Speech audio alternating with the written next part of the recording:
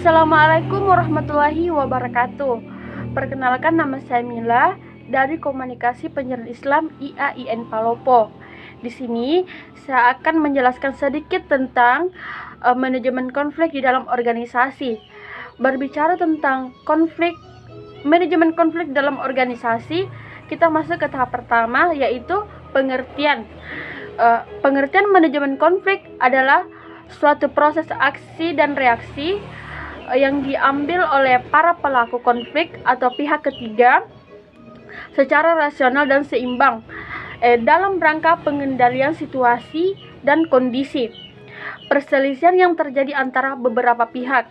Kemudian adapun menurut para ahli, Howard Ross menyatakan bahwa manajemen konflik adalah langkah-langkah yang diambil pelaku atau pihak ketiga dalam rangka mengarahkan perselisihan ke arah hasil tertentu yang mungkin tidak menghasilkan akhir berupa penyelesaian konflik dan mungkin juga tidak menghasilkan ketenangan, hal positif, kreatif, bermufakat atau agresif.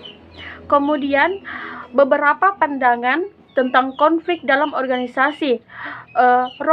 Robbins mengemukakan 3 pandangan mengenai konflik. Yang pertama, pandangan tradisional.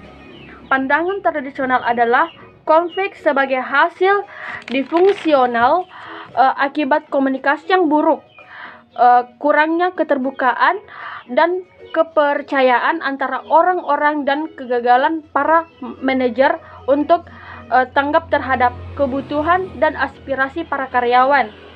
Kedua, pandangan hubungan manusia. Pandangan hubungan manusia yaitu bahwa konflik merupakan peristiwa yang wajar dalam sebuah kelompok dalam organisasi. Ketiga, pandangan interaksionis, yaitu mendorong terjadinya konflik atau dasar bahwa kelompok yang kooperatif, tenang, damai, serasi cenderung menjadi statis, apatis, dan tidak tanggap terhadap kebutuhan akan perubahan dan inovasi. Di sini kita masuk ke dalam manajemen konflik, itu termasuk pada suatu pendekatan yang berorientasi pada proses yang mengarahkan pada bentuk komunikasi dari pelaku maupun pihak luar, dan bagaimana mereka memengaruhi kepentingan dan interpretasi. Kemudian adapun cara penanganan konflik ini biasanya dilakukan secara konstruktif dan membawa pihak yang berkonflik ke dalam suatu proses yang kooperatif serta dapat merancang sistem kooperatif yang praktis untuk dapat mengelola perbedaan secara konstruktif. Adapun fungsi manajemen konflik, yang pertama itu meningkatkan kinerja dan keaktifan karyawan. 2, mengembangkan kemampuan karyawan. 3, melatih kemampuan menyelesaikan konflik. Adapun pentingnya manajemen konflik di dalam organisasi. Di dalam sebuah organisasi itu, manajemen konflik sangat penting untuk dikembangkan.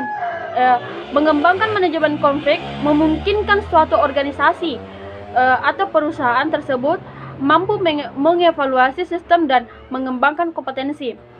Adapun strategi manajemen konflik, yang pertama akomodatif, kedua menghindari atau avoiding, yang ketiga kolaborasi, keempat kompromi,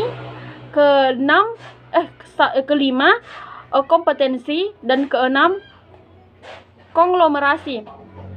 Adapun contoh manajemen konflik, yang pertama itu konflik kepemimpinan, kedua konflik gaya bekerja. Itu pun yang dapat saya sampaikan. Mohon maaf jika ada salah kata, dan saya ucapkan wassalamualaikum warahmatullahi wabarakatuh.